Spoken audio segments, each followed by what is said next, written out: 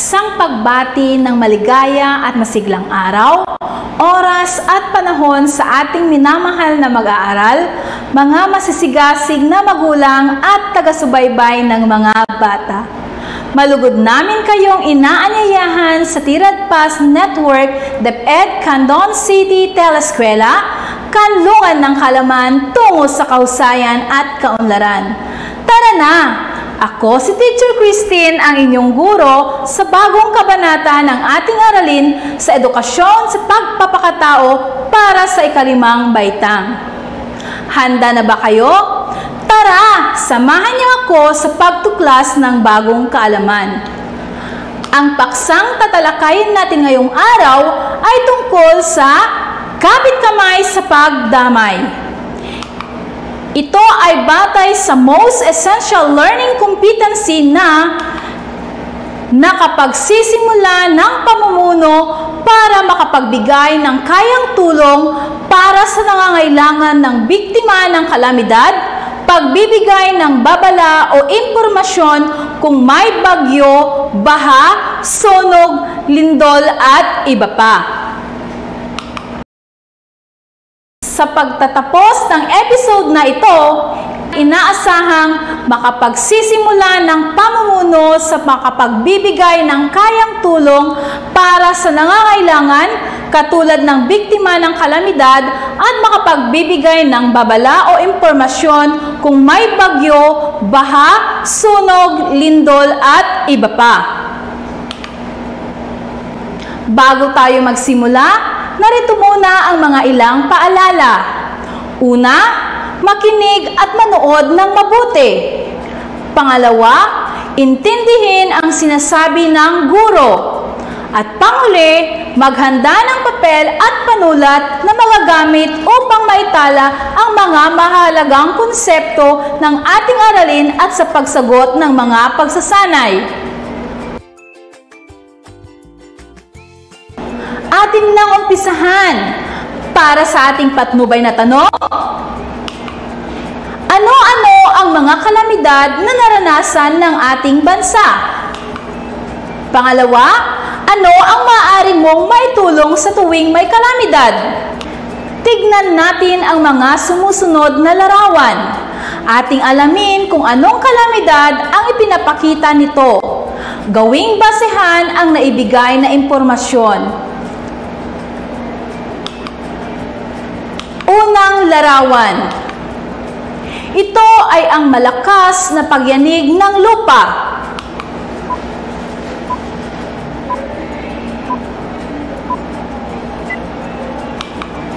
Magaling, ito ay lindol.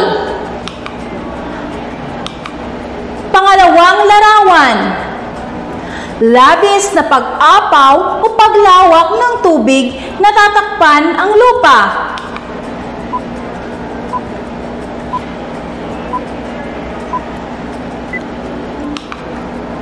Napakahusay, ito ay baha.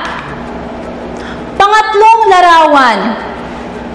Namumuong sama ng panahon na nagdudulot ng kalamidad sa ating bansa.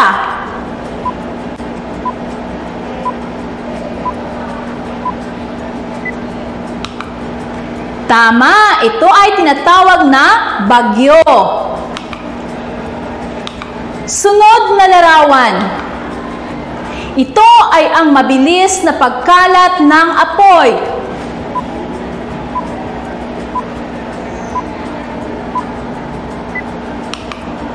Mahusay, ito ay sunog. At panghuling larawan, ito ay pagguho ng lupa dulot ng labis na pagulan at kawalan ng ugat ng puno na kinakapitan ng lupa.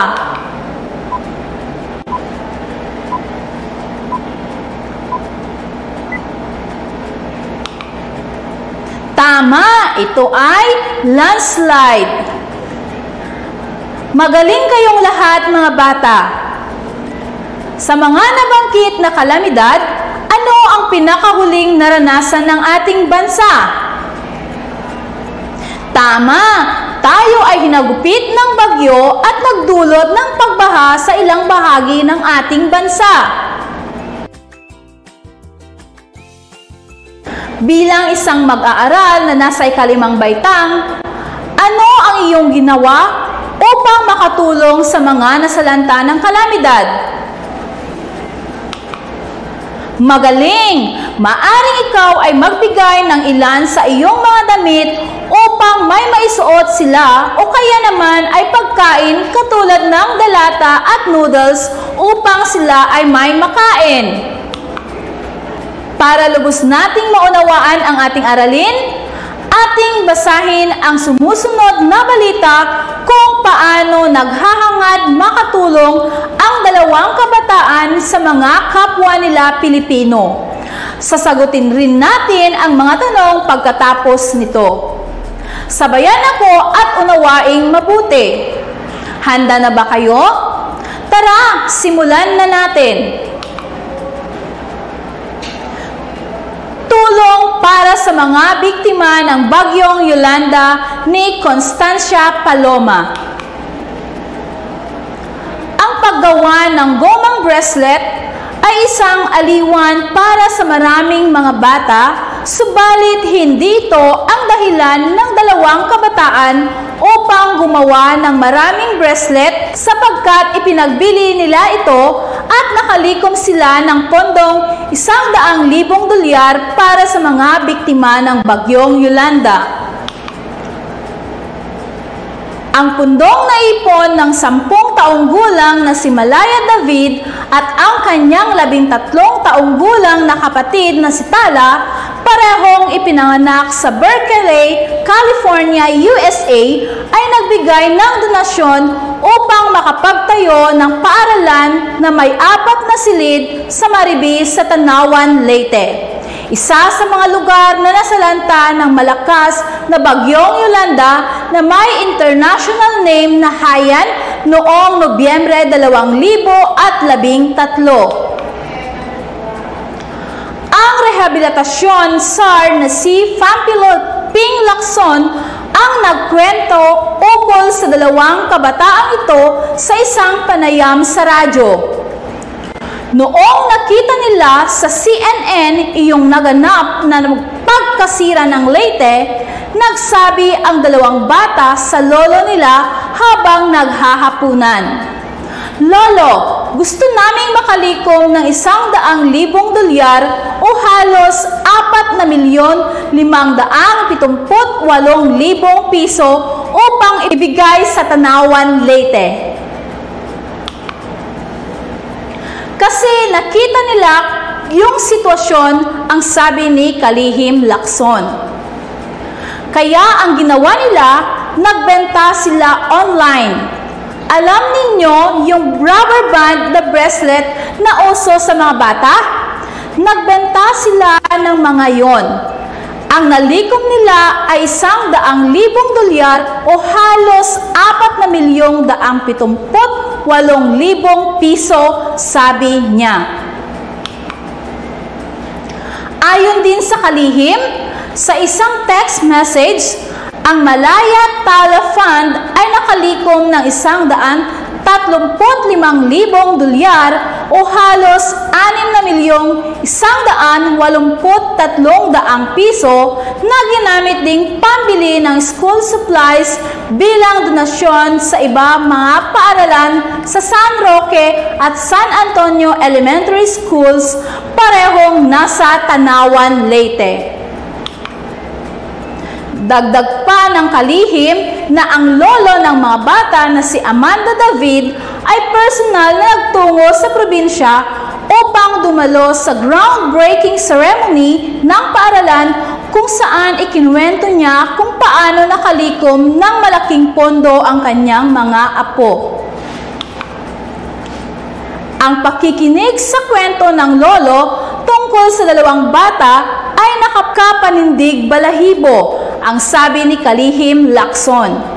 Ayon sa kanya, ang kwento ng dalawang bata ay dapat magsilbing inspirasyon o motibasyon sa lahat upang tumulong sa mabilis na rehabilitasyon ng lugar na nasira ng Bagyong Yolanda.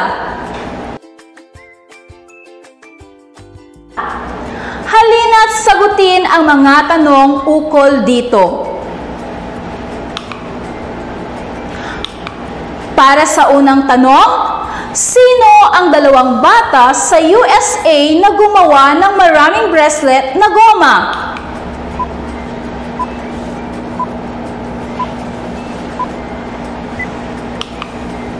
Mahusay! Sina Malaya David at kapatid niyang si Tala ang gumawa ng bracelet na goma.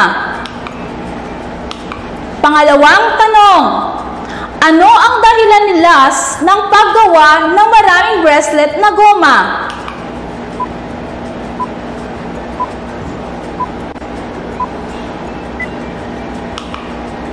Tama!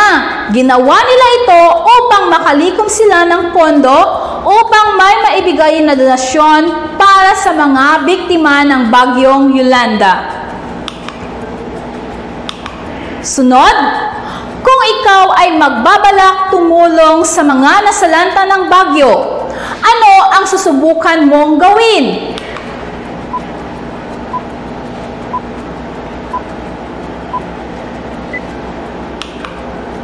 Mahusay! Maaring ikaw ay magbigay ng inyong mga damit at pagkain. Sunod na tanong, ang pagkakawanggawa ba ay dapat lamang sa panahon ng sakuna? Ipaliwanag.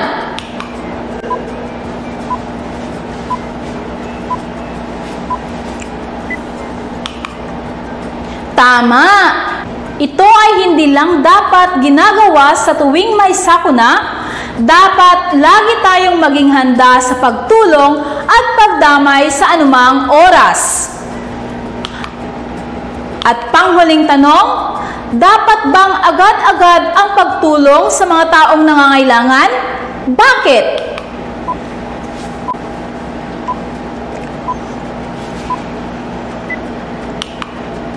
Magaling! Dapat agad na tumulong sa mga taong nangangailangan.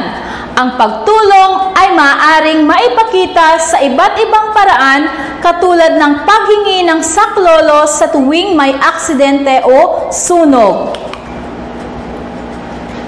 Magaling mga bata! Labis niyong naunawaan ang ating kwentong binasa. Laging tandaan mga bata, ating isaisip, ang pagtulong sa kapwa ay likas na sa Pilipino.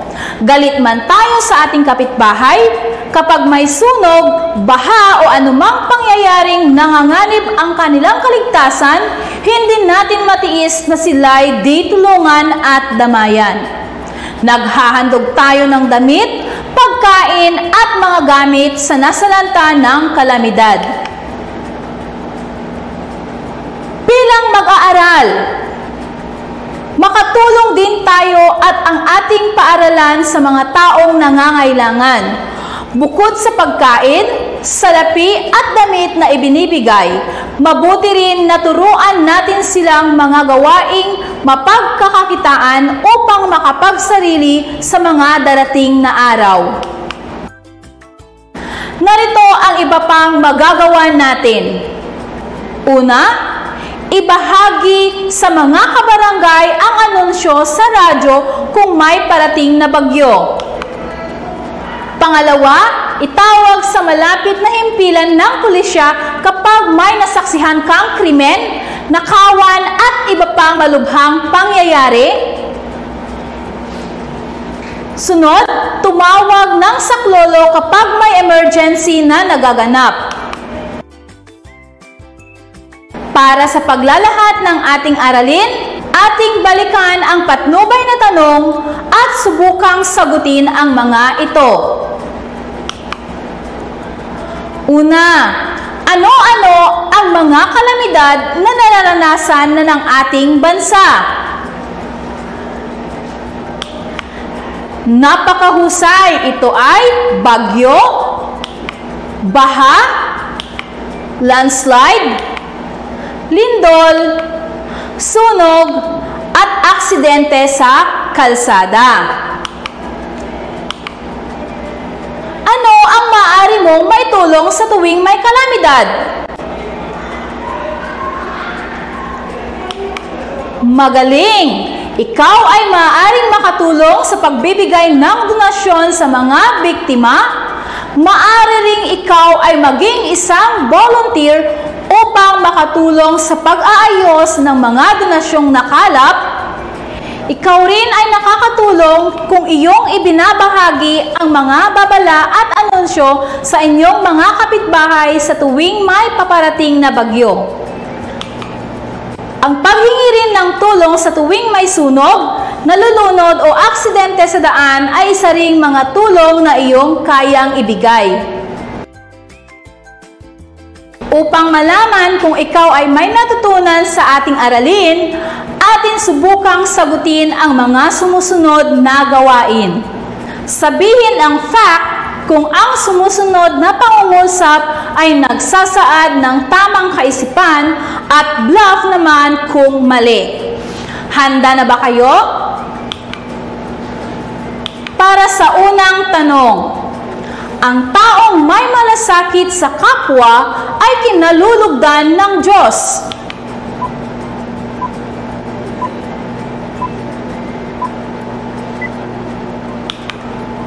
Ang sagot ay fact.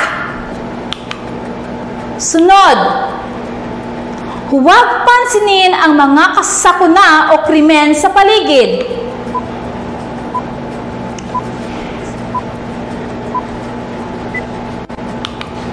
Tama, ito ay bluff. Pangatlo, laging isa-isip at isa-puso ang pagmamalasakit sa kapwa.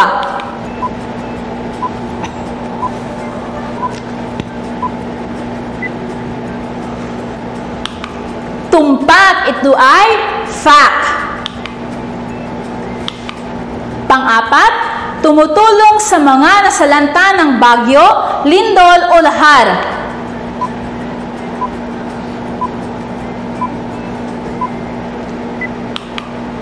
Mahusay, ito ay fact. Pang-lima, pabayaang mga pinuno lamang ng pamayanan ang sumaklolo sa mga mamamayang kailangan ng tulong.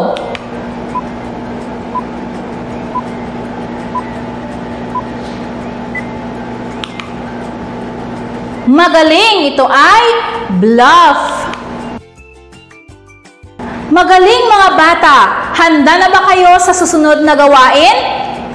Isulat ang P kung ang pangungusap ay nagpapakita ng pagdamay sa kapwa at HP kung hindi pagdamay sa kapwa. Isulat ang sagot sa iyong papel.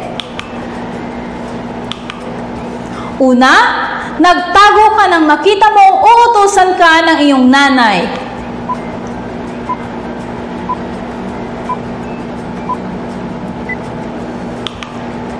Magaling, ito ay HP. Pangalawa, pinagtawanan mo ang kamag-aral mo na nadulas sa pasilyo ng paaralan.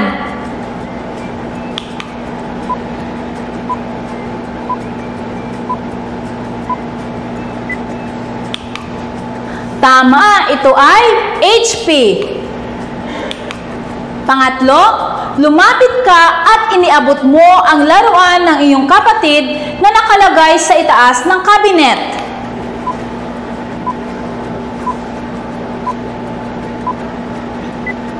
Tama, ito ay P. Pang-apat, nakipaglaro ka sa isang batang nakita mong nag-iisang nakaupo sa ilalim ng puno.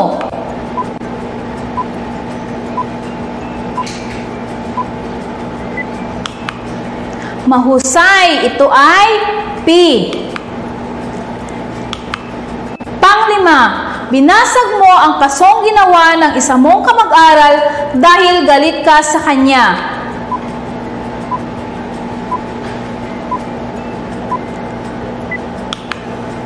Magaling, ito ay HP. At dito nagtatapos ang ating aralin. Sana ay marami kayong natutunan. Muli, ito ang iyong guro sa ESP, Teacher Christine, na nagsasabing, ang pagkamahabagin ang nag-udyok sa puso ng tao upang magkawang gawa. Maraming salamat. Hanggang sa muli. Paalam!